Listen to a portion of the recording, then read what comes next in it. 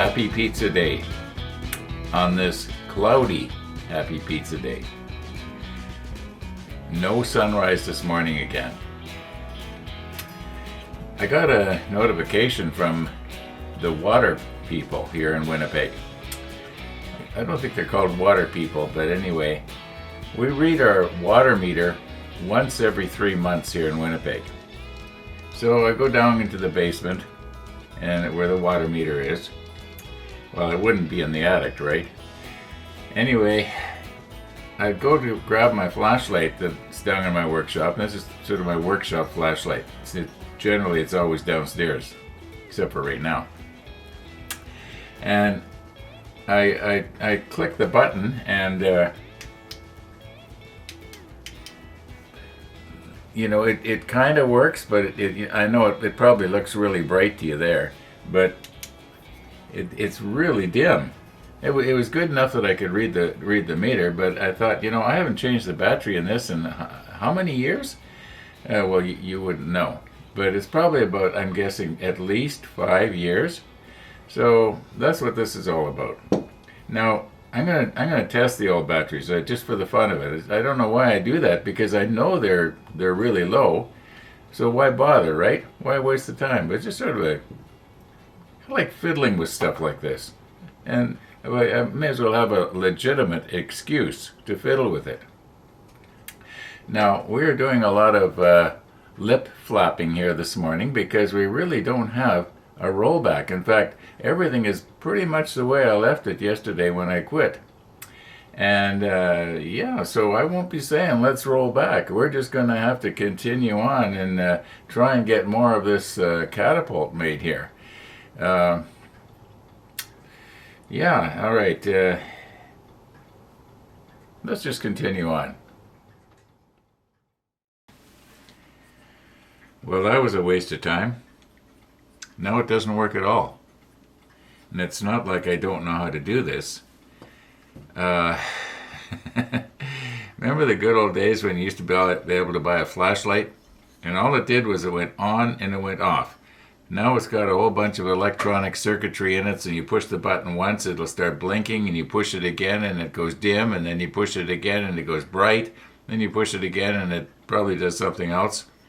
Well, now it doesn't do nothing. But what do you expect? Here in Winnipeg, we got a place called Princess Auto, and it's like Harbor Freight for those of you who are Americans. And they sell stuff cheap, and it seems to me this was like $2 and change. And they had a big bin full of these things, and so I thought, hey, that's not too bad. It came complete with batteries even. Oh yeah, let's get on with the model here. Okay, as I've said before, moving right along here. Now, yesterday we put in our hydraulic cylinder, or whatever it was, and I think the best way to go now is go down this way and get this E10 in. Now, I know everything is upside down for you, but yeah, alrighty.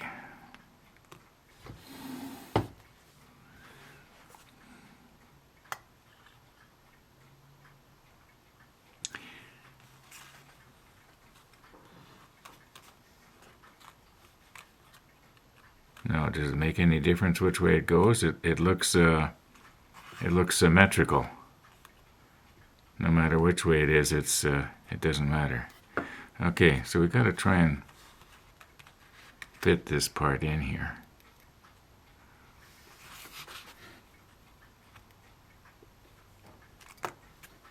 Oh, it does appear, if I get the light just right, yeah, it does appear that there is, you might say, a little track. So I think it probably has to go this way down, so that it will fit something like that. Why is this so much shorter? I'm just going to have to recompose here. Okay. I've got my stronger reading glasses on now, and I've moved you in a little bit closer, but if I get the light just right on this, you can see there's a bit of a groove there. And so that would help to keep it, I imagine, in place. Well, it keeps wanting to fall through. I wonder if possibly I've got these, I have to squeeze these together. I don't think I do. It's just, I think once I get it and then put a little bit of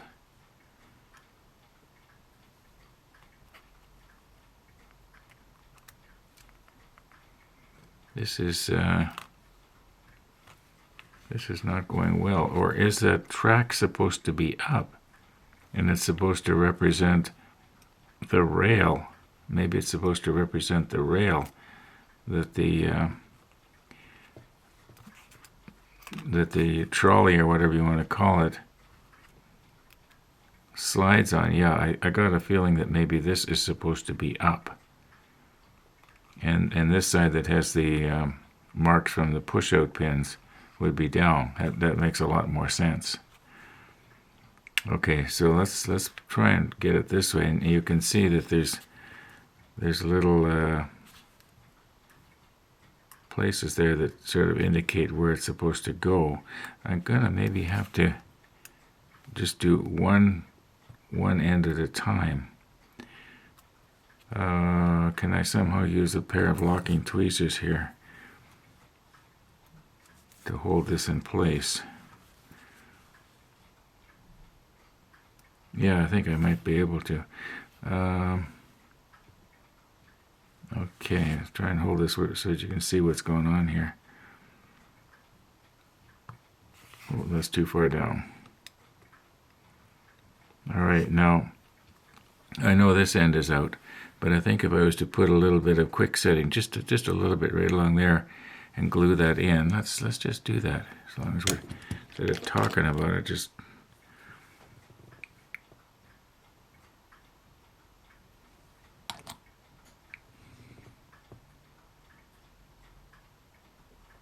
well, I was watching Steve in the model shed yesterday, and he was working on his Mosquito bomber, and he was doing a little part there. I think it was ammunition boxes or something, and he was just swabbing this stuff on something fierce, you know, to sort of smooth out all the rough plastic, kind of like I was doing a couple of days ago. So he must be smart like me. Anyway, just want to make sure that this is going to fit in there.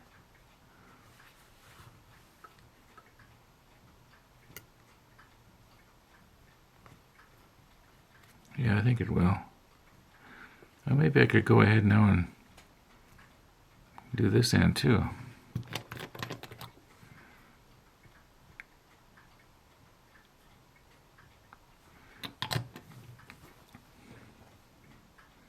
Now I don't want to push too hard and have it go all the way down.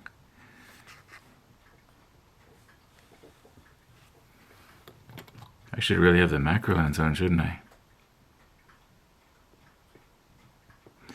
I am really liking this this extra thin quick setting. I know one of the viewers about a week or so ago said that you could build a model really fast if you use this stuff, and because it dries instantly. Well, it's not instant, but it is fast. Okay, let's just leave that for about 10 minutes. Okay, I'm guessing about 10 minutes has passed here now, maybe more.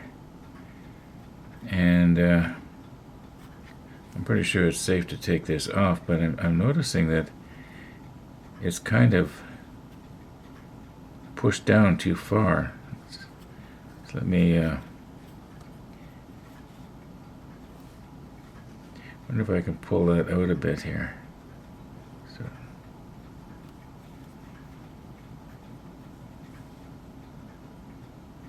no, that's glued in there pretty good. Well, I guess we're just going to have to hope that it's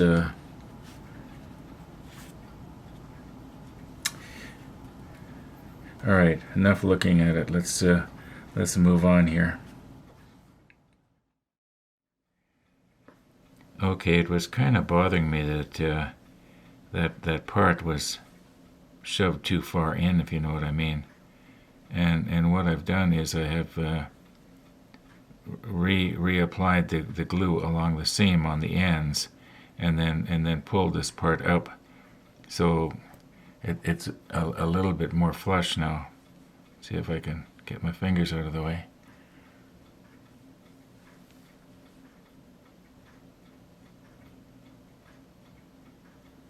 Okay.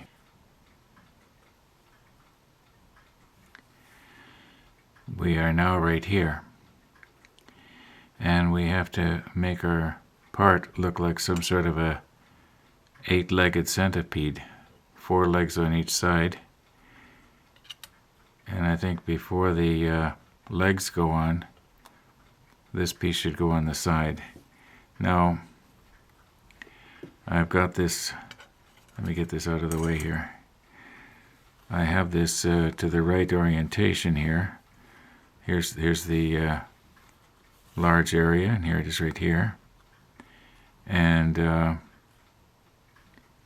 this thing here, you'll notice that there's a couple of positioning pins on the side, and they very clearly go into these 2 holes right there. This is going to be another one of those things that I'm going to try and do on camera, and it's going to look extremely awkward, isn't it? But we'll see what happens here.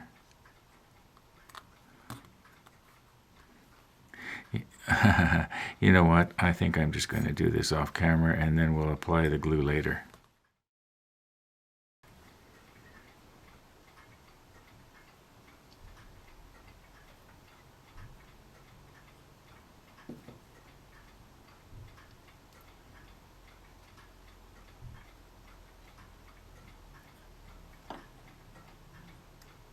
I will get my hands out of the way when we move in here.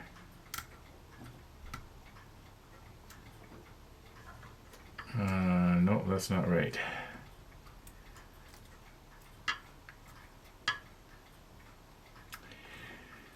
Alright, why is this not wanting to go?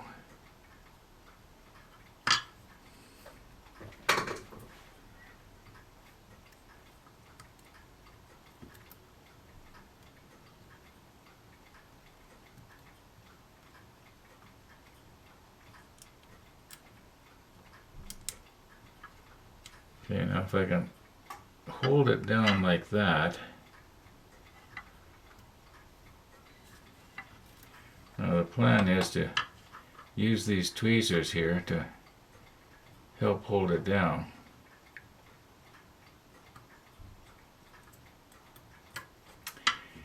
Oh, I thought this was going to be easy.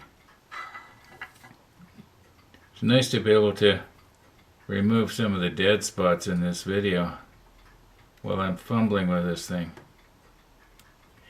You know, it almost seems like these little positioning pins here are not long enough. It may be that what I'm going to have to do is just kind of sort of get it, and no one's going to be able to notice that it's not quite right.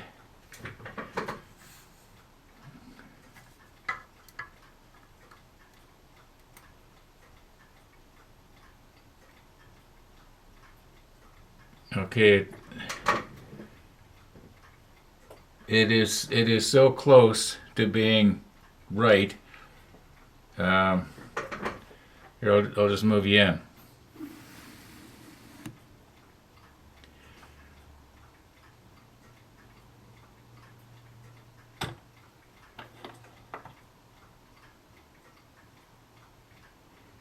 Okay. Now we take a little bit of our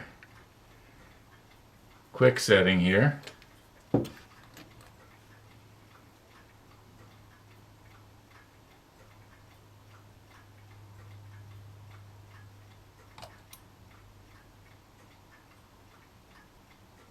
And the reason I'm using the tweezers to hold it down is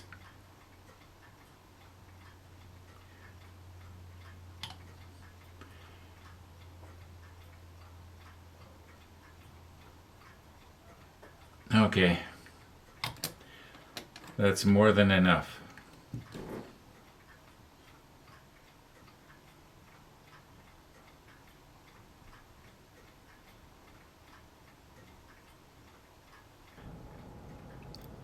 Okay, I found what I was doing wrong, and I have since corrected it.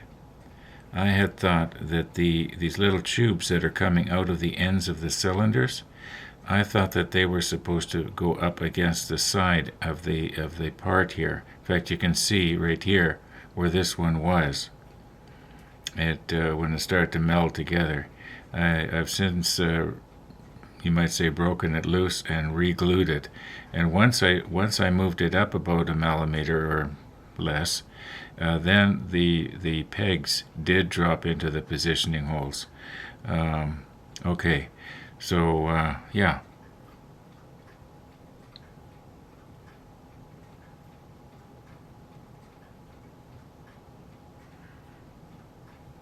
All right, now let's see if we can get the 1, 2, 3, 4 legs in position there.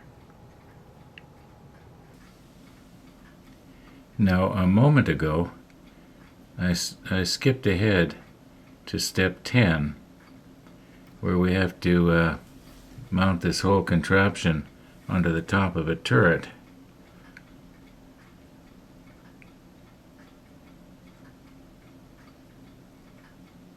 Now, I think I was lucky that it just happened to stay there.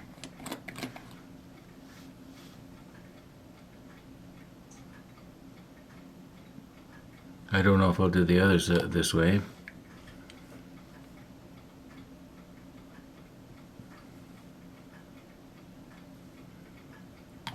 Now, if that doesn't fall over, it's going to meld perfectly. Now, actually, what I thought might be better, see if I can get this just right now. Okay, I think that it might go better if I was to put a little bit of glue and get it sticky, and then very, very carefully here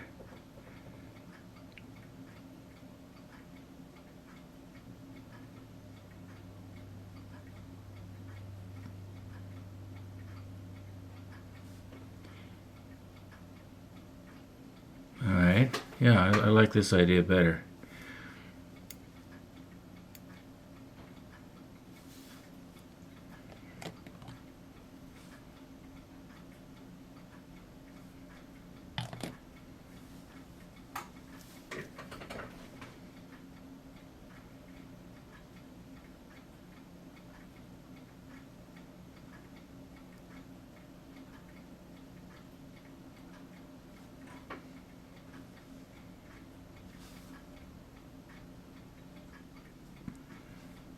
Now I realize it looks like a lot of glue there, but in about 10 minutes from now, if we move in, you'll see that this glue has all evaporated, and it'll be almost as though it has been, well, I say melded, but welded.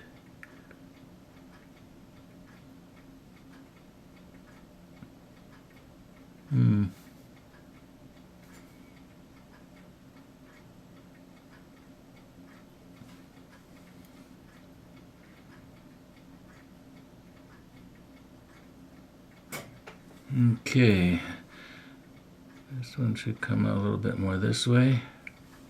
Okay, this one's all right. This one's all right. Okay, I'll just check that in a couple of minutes while I can still move them back and forth, and then we'll move in a little closer. Probably about 10 minutes or so has passed here now, and I think this glue has probably shrunk about as much as it's gonna. And I know I'm really big on using the rotator a lot, but it's my opinion that if you see something moving, it takes on almost a three-dimensional appearance. At least I think it does.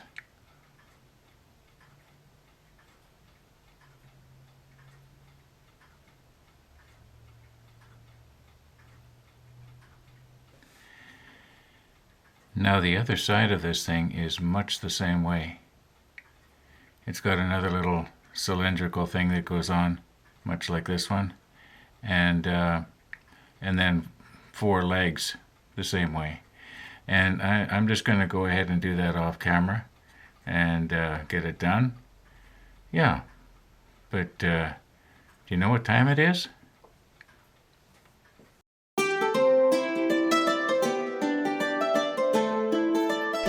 Now you might be wondering what goes into my homemade pizza. Well, there's frozen pizza dough. That little bag of pizza dough that you see there on the left-hand side, well, there's actually 2 little, I don't know what you'd call it, inside there, and they're frozen, and there's just enough that when you roll them out onto the pan, it makes for 1 pizza. So, yeah, I use that. My wife used to make pizza dough from scratch, but I think the recipe was in her head, and I don't know what it is, and to buy it in the store already made is a lot easier. Just thaw it out, spread it out, and you're done, more or less. Okay, now the peppers that you see there, they're some kind of hot pepper. Yeah, you wouldn't want to put one of them in your mouth and crunch it down all by itself, although some people might like that. Anyway, the peppers, the sliced olives, and the sliced mushrooms, they all went into a meat grinder along with chicken and ground beef that had already been as much as the grease cooked out of it as I could. And yeah, I ground it all up and made some sort of, you might call it a spread. Sort of like you put it on the pizza dough, kind of like you would jam and peanut butter on a slice of bread. And I mixed in the pizza sauce, to make it a little liquidy. And it worked out quite well. I've done that a few times now, and I think I'm going to keep doing it because the taste is great. It doesn't look all that wonderful. I didn't garnish it with any green and red peppers this time, but I guess I could have if I had them. Anyway, yeah, thought you'd like to know what goes into it. And it ends up looking like this. Now, I know that I didn't roll out my pizza dough very round, did I? But that doesn't matter. My tummy won't know the difference.